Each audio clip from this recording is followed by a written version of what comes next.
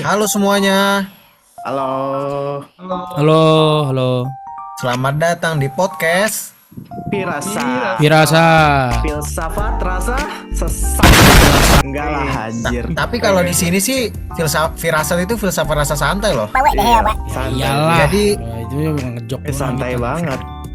Yoi, Filsafat jadi tuh rasanya firasat santai ini, banget, emang. jadi firasat ini tempat kita belajar pemikiran berat tapi dengan hati yang ringan. Kayak skripsi yang belum di start tapi tetap ditunda. Siapa nih yang masih nunda nih skripsi? Waduh. Aku.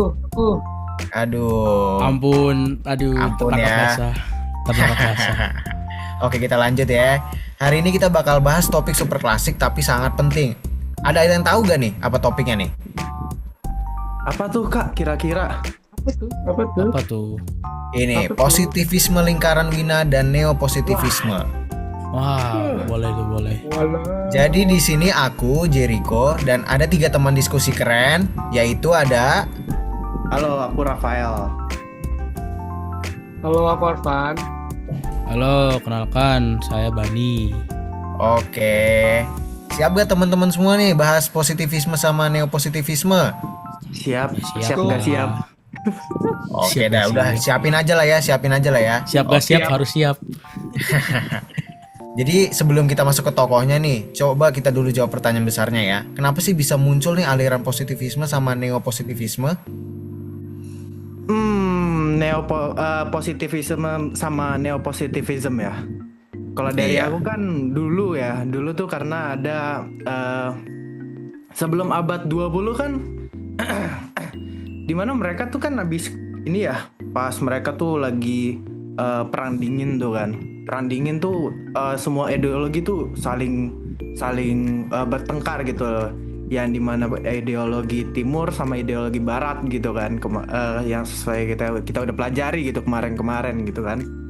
Nah di situ tuh mereka tuh perang gitu loh, saling beradu gitu loh, yang kiri ngomong, yang kanan tuh ngomongnya itu, ih sosialis tuh kurang inovasi, potensi inefisiensi gitu.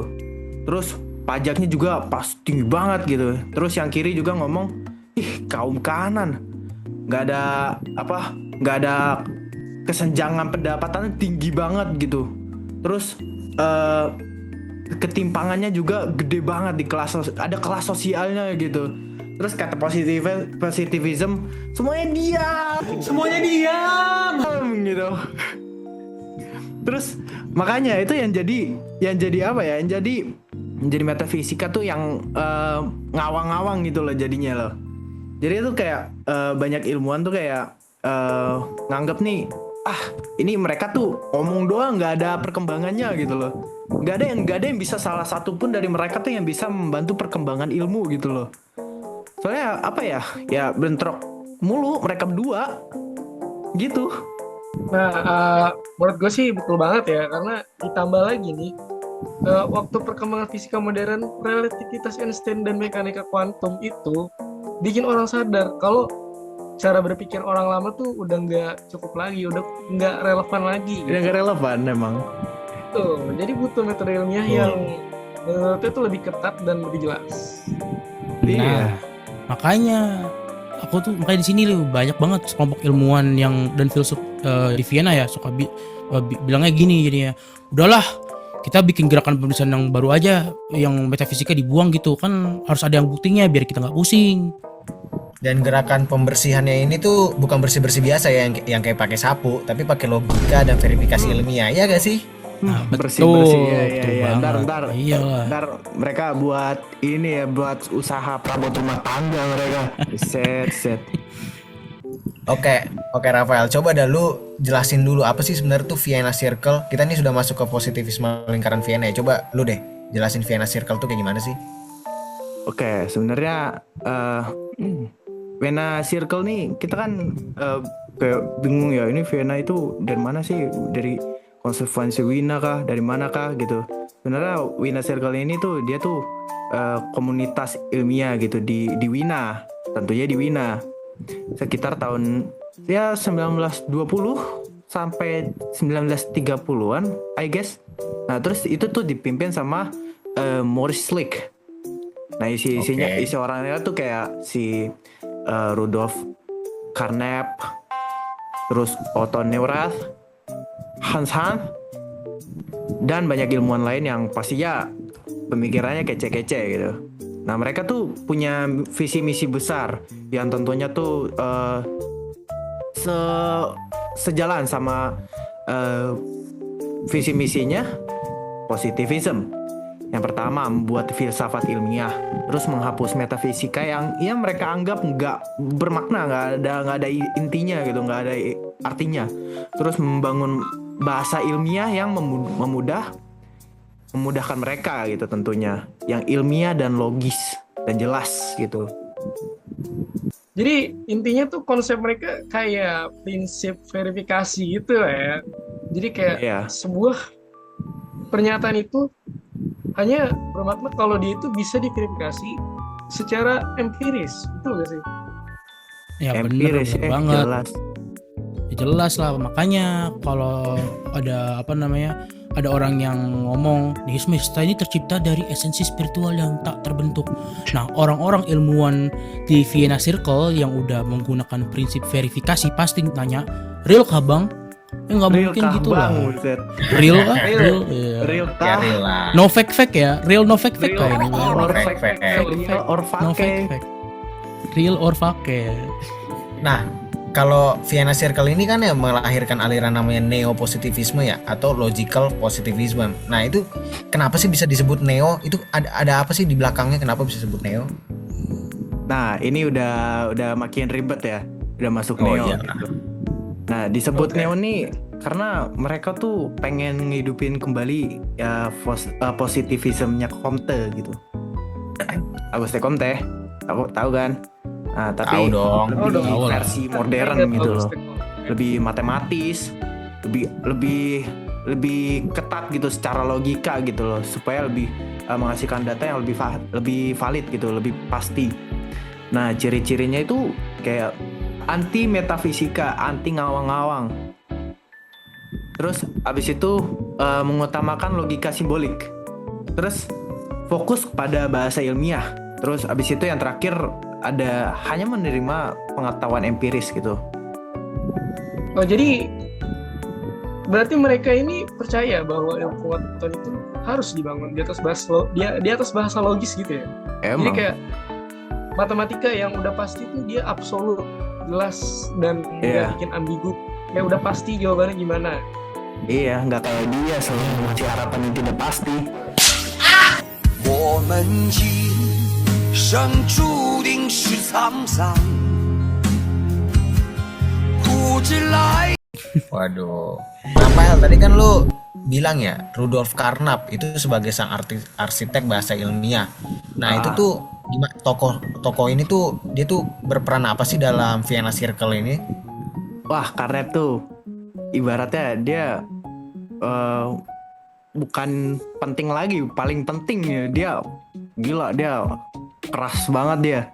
Pokoknya dia percaya kalau tugas filsafat nih bukan cari hakikat, tapi tuh menganalisis kayak bahasa ilmiah gitu loh. Dia tuh ide-idenya tuh kayak ngilangin kalimat metafisika. Pokoknya sama dia yang gak jelas tuh pasti selalu blacklist gitu loh. Terus abis itu mengembangkan logical syntax. Abis itu kayak mendeskripsikan struktur bahasa ilmiah. Terus membuat filsafat menjadi analisis logis gitu. Wah gila, bahasanya keren banget sih, syntax itu sampai logical syntax gitu. Jadi si Carnap itu tuh jadi kayak grammar police-nya filsafat gitu ya. Si paling grammar kayak si paling filsafat gitu. Kayak kalimat tidak jelas coret. Kalimat Iya. tidak bisa Kan tadi ya. langsung dicoret. Terus kayak kalimat pakai esensi transenden yang maknanya universal, coret langsung sekalian sama Emang gila penulis. dong. Emang gila emang dia. Kayak apa ya? Karena tuh nggak tahu ya, dia tuh kayak keras banget sama kalimat gitu loh. Kalau gue tuh kayak ngomong sama orang aja kayak nggak mikirin gitu loh. Kayak ngomong sama lu pada tuh kayak yang ngomong aja ngalir aja. Tapi sama dia tuh kayak, oh ini salah nih, nggak pasti nih, coret gitu loh langsung. Ini nih apa nih kayak ganti gitu, nggak jelas tuh harus dihapus gitu.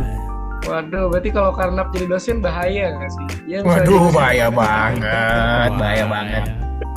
mahasiswanya ngasih sesuatu yang tidak sesuai dengan keinginan dia, langsung kalimat skripsimu tidak bermakna. Silakan revisi dari bab 1 sampai 8. Aduh, Waduh. nggak Tapi kita tahu lulus sih dong. pasti kayak sih setelah tahu gue pasti ada sih. Kita semua tahu ya pasti ada oknum dosen tertentu yang beneran kayak begitu. Tapi ya ada. Tapi kita gak nyebut nama kan ya. Gak akan Jangan nyebut sebut nama. nama, jangan sebut nama. Jangan sebut nama. Jangan sebut nama. Eksplisit, Jangan sebut eksplisit. nama. Eksplisit. Nggak boleh. Eksplisit banget itu. Tapi Kita lanjut nih. yang merasa tersindir gitu comment sense-nya Wow, gede banget ya. Tapi Dapat masalahnya dapat tapi common sense ya tapi ya kalau ya insya Allah mah kita mah dosen-dosennya pada baik ya. Amin. Amin. Amin. Oh, Amin. amin emang antara itu adalah doa dan fakta itu. Fakta. Yoi. Oke guys, sekarang kita lanjut nih ke tokoh selanjutnya, yaitu Karl Popper yang bisa disebut juga sebagai bapak falsifikasi. Nah itu gimana tuh Rafael tuh? Mereka ya, dia tuh kayak si Popper nih kayak sebenarnya bukan bagian dari Vena Circle sih. Gak diajak mereka tuh. gitu. Gak diajak dia tuh. Waduh, Tapi ya, sandi banget ya. Sering debat di mereka tuh.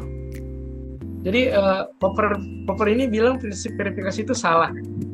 Menurut dia itu kita nggak bisa memverifikasi semua hal. Kayak misalnya contohnya itu semua angsa berwarna putih.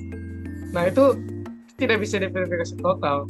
Butuh satu angsa hitam untuk membantah itu semua. Nah, Iya. makanya Prof Popper ini dia mengusulkan yang namanya falsifikasi. Nah, falsifikasi itu apa sih guys? Yaitu pernyataan ilmiah yang harus diuji dan bisa mungkin saja salah. Nah, kalau tidak bisa dibuktikan salah, itu gak bisa dibilang sains dong. Pasti semua yang benar pasti ada yang salah gitu kan. Kita balance ya bahasanya gitu. Oke, misalnya nih, kalau misalnya lu pada bilang, Aku pasti lo sepat waktu. Terus Popper ini bilang juga nih, mari kita lihat apa yang ada di balik beban ini gitu. Waduh. Aduh, Bener banget sih ya. Aduh. Ampun. Aduh, ampun ya. Memang Aduh. beban hidup kita gak ada yang tahu ya. Aduh, moga-moga sih tetap lulus waktu tapi siapa yang tahu nih ini Popper emang serem nih memang nih. Aku Falsifikasi ya. Aku kembali. Serem. Kalau tokoh terakhir nih namanya Imre Lakatos, dia itu penyempurna Popper tuh. Nah itu tuh gimana tuh Imre Lakatos ini tuh? Sebenarnya lucunya dari Lakatos ini dia kayak dia tuh kebelet viral dia. Soalnya apa ya? Dia tuh datang kan setelah Popper kan. Terus dia kayak nganggep Popper nih kaku banget lu. Kaku lu gitu. Kayak kebelet viral dia. Tiba-tiba nyeletuk kayak gitu. Popper, kaku banget lu gitu. aduh. Mending ngapain ya? Ya dia tuh terlalu maksain banget gak sih. Kayak Lakatos tuh bikin konsep namanya research program. Dia tuh kayak mengembangkan ilmu lewat program riset yang punya hardcore gitu. Jadi kayak intinya teori ini tuh tidak digeser. Terus protective belt juga seperti asumsi tambahan yang nggak boleh diganti kalau salah. Terus kalau ada program riset menghasilkan prediksi baru, program itu progresif. Tapi kalau cuma memperbaiki teori biar tidak salah-salah banget itu disebutnya degeneratif. Berarti tuh Lakatos tuh kayak reviewer jurnal banget ya. Teori kamu tuh bagus, Reviewer tapi jurnal. revisinya banyak. Iya enggak sih? Aduh, Nah, PR banget. Dari tadi nyinggung orang mulu kan kayaknya. Wah, lagi ada semester akhir ya gitu ya. Ya semester akhir tapi ya memang Parah lagi banget, gila. lagi susah masalah ya. Aduh. Aduh.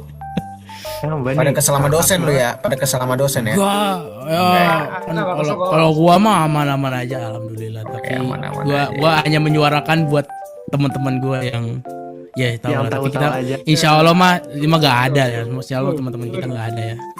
Oke. Ada semua. Kalau menurut kalian semua nih, kenapa sih aliran-aliran itu penting tuh? Sebenarnya apa sih yang membuat ilmu pengetahuan itu tuh ilmiah gitu? Tentu aliran positivism ini penting banget karena yang pertama ya, kayak si Wina Zirkel ini itu dia tuh bilang kan tadi harus diverifikasi ini. Terus si Popper bilang harus difalsifikasikan, harus diuji lebih dalam lagi, kayak ini orang ngomong bener gak gitu, kayak apa cuman ngomong doang tadi. Terus si Lakatos bilang ya harus berkembang dengan menggunakan program riset yang progresif gitu loh. Terus si Carnap bilang harus jelas nih secara logis sama bebas metafisika, nggak ngawang-ngawang gitu. Dengan kata lain, mereka semua lagi debat besar soal fondasi ilmu nggak sih? Iya, memang sebenarnya kalau bahasa gampangnya mah mereka kayak mahasiswa akhir aja lah yang ngosok banget debat ini. Ini Akhir mendingan lagi. kita penelitian pakai metode kualitatif atau kuantitatif dah sih. Lu nggak penting, padahal tugasnya juga besok lu juga nanti. Astaga. Tugas Ini juga kayak besok. ini dong. Lu Tugas iya. Tugas besok kayak juga tugas proposal ini juga dong nanti besok. lu mikir-mikir itu nanti dulu aja, lu langsung aja pilih yang mana. Ban, Mau metode tugas, kualitatif, kuantitatif bener. Gitu. ban tugas besok kayak tugas ini dong besok. Waduh. Aduh. Apa? Jangan diingetin guys. Tertangkap basah lagi kita. Oke. Tertangkap basah. Oke. Kita- Oke. Makasih ya teman-teman sudah membahas secara lengkap dari positif lingkaran Wina sampai neopositivisme, berikut juga dengan tokoh-tokohnya. Dan semoga pemirsa yang sedang belajar filsafat ilmu atau lagi pusing sama tugas bisa terbantu dengan adanya podcast ini. Ya gak? Amin. Amin. Ingat, ilmu berkembang bukan karena teori terbukti benar gitu, tapi karena teori ini diuji lebih mendalam gitu intinya guys. Nah. Kalau ada teori yang nggak bisa diuji, itu cuma cocok jadi caption Instagram aja kayak si itu. Waduh. Astaga. Makanya harus diingat ya. Caption Ingat Instagram ya. siapa ya itu? Harus diingat. Aduh. Jadi ingat Harus kejadian diingat itu. ya. Kayak lagu ini dong, kayak lagu Cangcuter ya. Ingat. Ingat. Astaga. Ingat lagi Jadi nyanyi teorinya. Berat, Iya. berat.